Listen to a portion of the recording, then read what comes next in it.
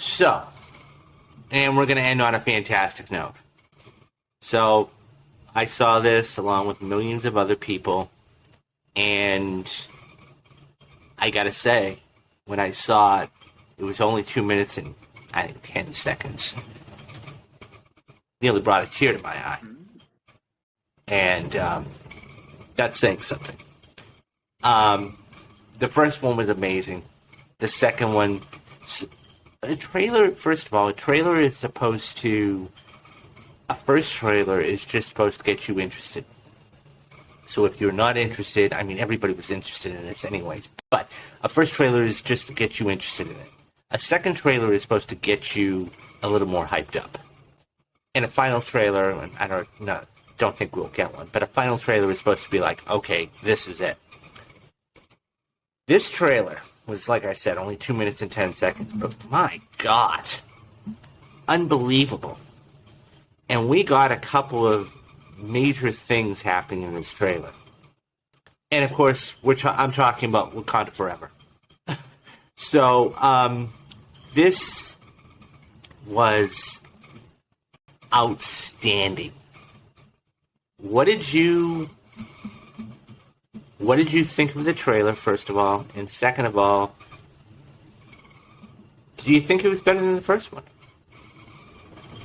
No, I don't think it was better than the first one. I think the first one is far superior to this trailer. But I thought it was a good trailer. It's certainly better than the Black Adam trailers we have got of late, where I think that Wakanda Forever is showing in its trailers that this is going to be a film unlike any other comic book movie that has ever been made. It's a film dealing with the tragic loss of the late, great Chadwick Boseman and how the filmmakers, the cast, and the crew are going to be dealing with that. But at the same time, what this trailer really, I think, is showing is that it's also going to be the passing of the mantle, of the Black Panther mantle. And we saw that in the final shot. And we see that in... And we saw that in the final shot. So, and as you see the black, as you see the hatch opens and just like honestly, it was just like the beginning of the first film. Yes. Where he's going down. And he shoots it and boom, you just see the black and like, okay.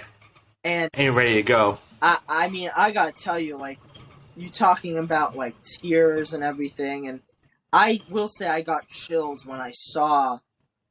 I mean, I'm gonna say it because that's who it is. It's Shuri. That's who I think it is. I think you think it is. Well, there's only a few females. I mean... There's only a few females in the film. You look at the poster, which is a beautiful poster, by the way, they put out. Yeah. And it's Shuri, like, in the center of the poster with the Black Panther behind her. And you're like, that...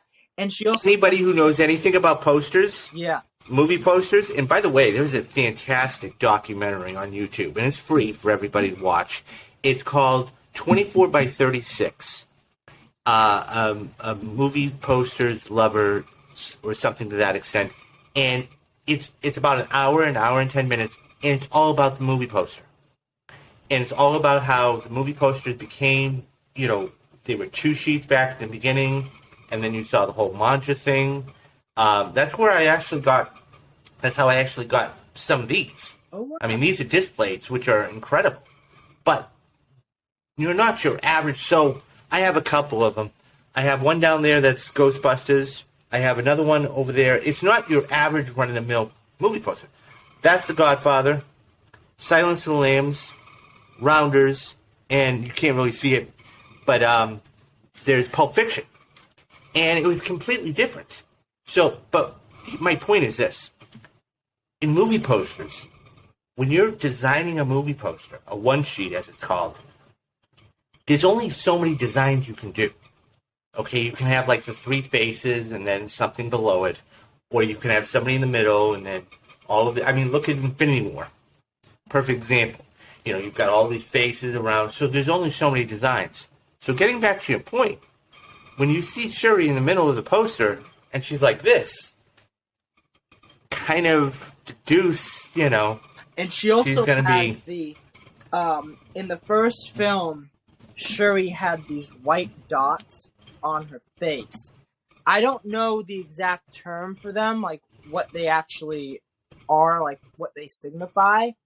And as you pull up here, they're also in the first. So this is what you're referring to.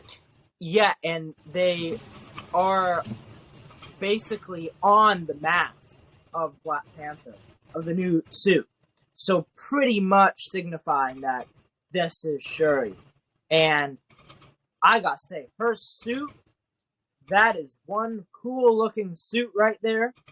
It just really, really looks great, and I cannot wait. And I don't know if you picked on this, David, because it's one line in the trailer, but the antagonist, as it looks like in the film, Namor, he says the line, the most broken people are the best leaders.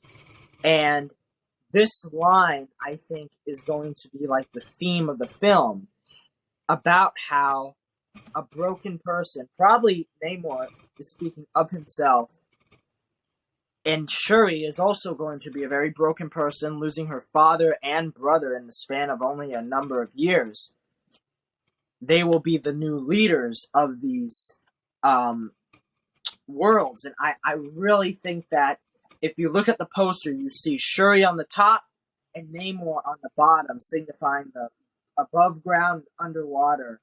And I think that is where this movie's really going to get juicy, because we're going to get into this fight between the Wakandans and the Atlanteans, or whatever they're called in this new film.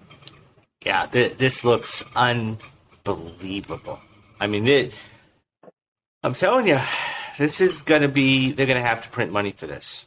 They're going to have to print money for this. And I was, Scott Mendelson, I was reading one of his pieces this morning, and he was talking about how he thinks there's a chance that this could make Spider-Man No Way Home numbers opening weekend.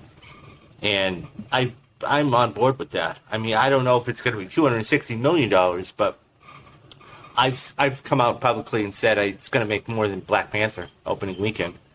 So, I mean, I think it's going to make probably I think it's probably going to do Infinity War numbers opening weekend, like 230. And that's just incredible to even think about. Because if this is even half of what is going to be in this, unbelievable. Look out. Because this is just, and there's so many questions. I mean, are we going to see this new Black Panther be in all these other films? And, because look, this has a chance to be one of the top 5 films of the year. I'm not talking, it's going to get Oscar nominations. We know that. I'm talking about monetarily. It could, I'm not saying it will, it could pass the original Black Panther, which made $700 million. So, although I don't know how well that's going to do, because a month from later, you're going to have Avatar, the sequel for Avatar: The Way of Water. But one could say that when the first Black Panther came out, you did have Infinity War come out. That's very true, and they actually pushed. They pushed Infinity War. I'm sorry, they pushed Black Panther back. So about a month, and then they just walked in. Like, that's a little different, because those both feature the same actor and characters, and I think they helped each other. Where will Avatar be able to, or will Black Panther be able to compete against another movie that is a completely different film? So it's going to be, and I really look. This may only make, and I say only, $500 to $600 million here in the States. This is going to blow up overseas. This is going to blow up overseas. The big question is going to be, is China going to take this film? Because if China takes this film, you got to remember, we've talked about this in the past. There have been several different films, for one reason or another, they haven't accepted. If they take this film, This is a shot of doing Top Gun Maverick numbers. Easily.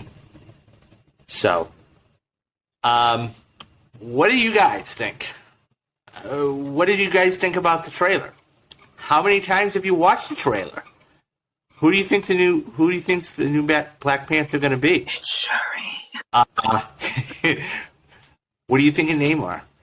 How do you think this is going to do?